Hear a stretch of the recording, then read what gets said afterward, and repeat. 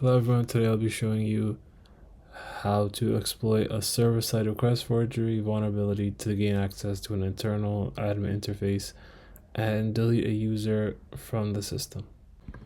Okay, so before we start the lab, a brief overview of what server-side request forgery is. It's where an attacker manipulates the server into making requests to unintended locations in the backend.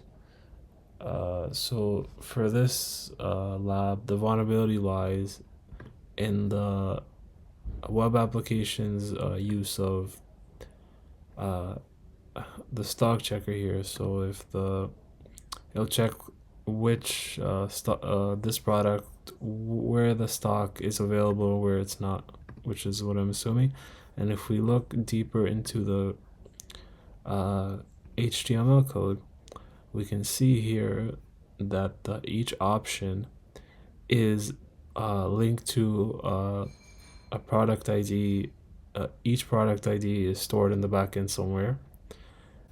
Now for this code here, it's very dangerous to have the IP address here because this can allow the attacker to easily extract the IP using either brute force, or they can use scanning tool to identify the exact location of where the admin interface is.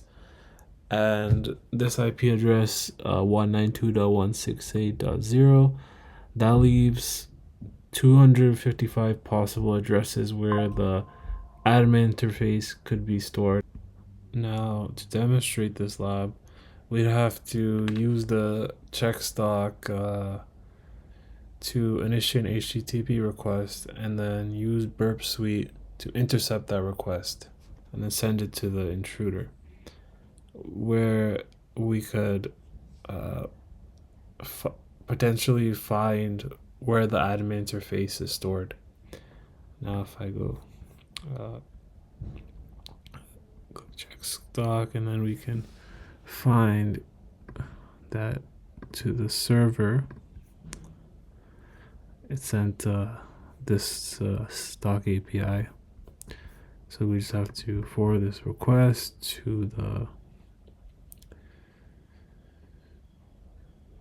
intruder. And then if we go to the intruder, we'll find here that the stock API, this was used to change it using HTML encoding. And then we could just change this to where we think that the admin interface could be stored.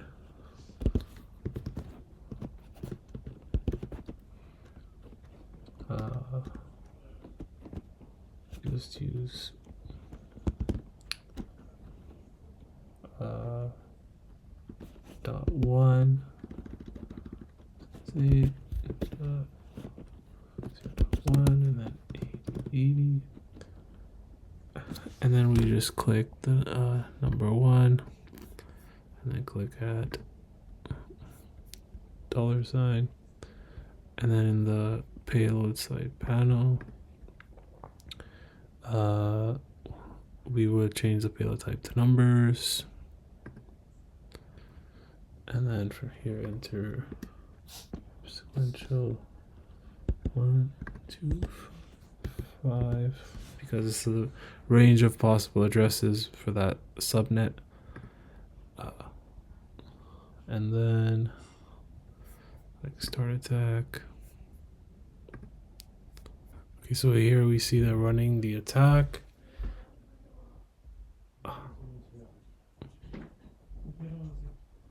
We can see here that running the attack, we found the IP address where the admin interface is located, and it's found here at 192.168.0.241, and this shows how dangerous it is to have IP addresses in the HTML code. It can easily be from the admin interface, or any other place in the backend can easily be redirected, and we can easily find out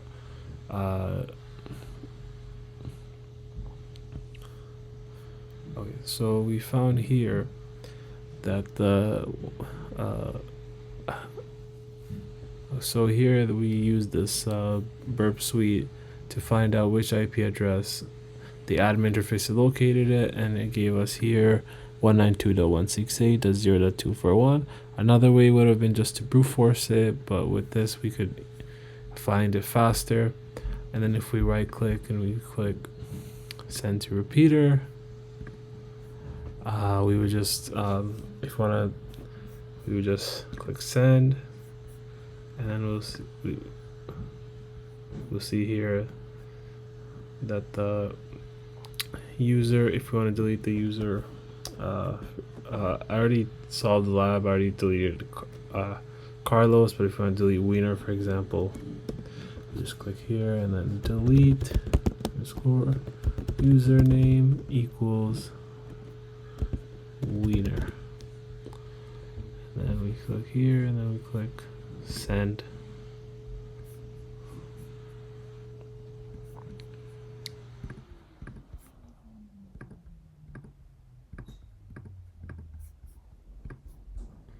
And then it will have deleted it. You see here the user is no longer there. And that concludes this lab, and it demonstrated how SSRF vulnerability can be exploited to access sensitive internal systems, and the lack of input validation and sanitization in the stock checker allowed us to scan the internal network and perform actions on the admin interface, leading to privilege escalation.